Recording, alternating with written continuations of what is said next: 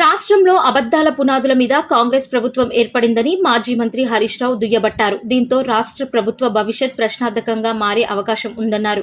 తెలంగాణలో కాంగ్రెస్ ఫెయిల్ అయిందని పేర్కొన్నారు. ఏదో ఒక రకంగా గత ప్రభుత్వంపై తమ వైఫల్యాలను నెట్టివేసే ప్రయత్నం రేవంత్ చేస్తున్నారని అన్నారు.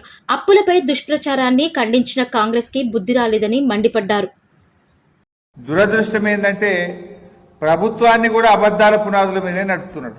ఇట్లా ప్రభుత్వాన్ని అబద్దాల పునాదుల మీద నడిపితే రాష్ట్ర భవిష్యత్తు ప్రశ్నార్థకంగా మారే ప్రమాదం ఉంటుంది. అసెంబ్లీలో తెలంగాణ రాష్ట్ర ప్రభుత్వ ఆస్తులు అప్పులు అని ఒక వైట్ పేపర్ రిలీజ్ చేసినారు.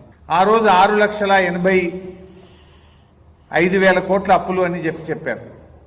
నేను ఆ రోజే చెప్పిన ఈ ప్రభుత్వం డిసెంబర్లో ఏర్పడితే వచ్చే 4 నెలల్లో కాంగ్రెస్ ప్రభుత్వం తీసుకుపోయే అప్పును కూడా అందులో కలిపి చెప్పారు. డిసెంబర్ 7 నాడు రేవంత్ రెడ్డి ఎక్కిండు, డిసెంబర్ 7, 2023 నాడు ఎక్కిండు.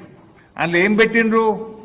మార్చి 2024 దాకా కాంగ్రెస్ ప్రభుత్వం తీసుకున్న అప్పులను కూడా అలా కలిపి చెప్పారు. ఇంకా అప్పటికి తీసుకొని కూడా అలా కలిపేసారు పుణ్యాత్ములు. అంటే ఏదో ఒక రకంగా తమ చేతగానితనాన్ని, తమ ఫెయిల్యూర్స్ ను గత ప్రభుత్వం మీద నెట్టివేసి చేతులు దులుపుకోవాలని రేవంత్ రెడ్డి చూస్తున్నాడు. ఇడిచిపెట్టమా? ఎట్టి పరిస్థితుల్లో నేను ఇడిచిపెట్టాం. వాస్తవం ఏంది?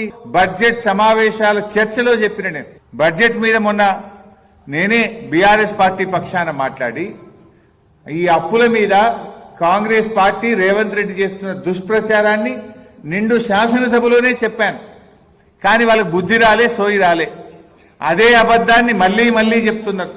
బీఆర్ఎస్ ప్రభుత్వం తీసుకున్నటువంటి అప్పు 6,85,000 కాదు, అది కేవలం 4,26,000 మాత్రమే అని చెప్పి చాలా స్పష్టంగా అసెంబ్లీలో నేను చెప్పడం జరిగింది. 4,26,000ను 6,85 చేసి చెప్తున్నారు. ఆ 4,26,000లో కూడా ఉదయ్ స్కీమ్ కేంద్ర ప్రభుత్వం బలవంతంగా డిస్కాంల అప్పులు రాష్ట్ర ప్రభుత్వం తీసుకోవాలని మెడ మీద కత్తి పెట్టి తీసుకున్న 9,000 ఉన్నాయి. ఆ 4,26,000లో ఆ 4,26,000లో కరోనా వచ్చినప్పుడు 2 ఏళ్లు కేంద్ర ప్రభుత్వమే మీరు ఎక్కువ క్యాపిటల్ ఎక్స్పెండిచర్ చేయండి అని మన మీద బలవంతంగా ఒత్తిడి పెడితే 27,000 కోట్లు కరోనా సందర్భంగా చేసిన అప్పు కూడా ఈ 4,26,000లోనే ఉన్నది. ఇది కాకుండా రాష్ట్రానికి ఆర్థిక సంఘం నుంచి గ్రాంట్ గా రావాల్సినటువంటి 2,459 కోట్లు కేంద్రం గ్రాంట్ గా ఇవ్వాల్సింది అప్పుగా ఇచ్చింది కూడా ఈ 4,26,000లోనే ఉంది.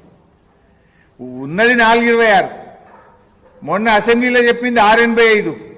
ఇవాళ తెలంగాణ ప్రజాపాలన దినోత్సవంలో 7 లక్షల చిల్లర చెప్పిండు ముఖ్యమంత్రిగా. వెంచనే ఉన్నాడు. కానీ అసెంబ్లీలో 6,85 అన్నాడు, ఇవాళ ప్రజాపాలనలో 7 అంటున్నాడు.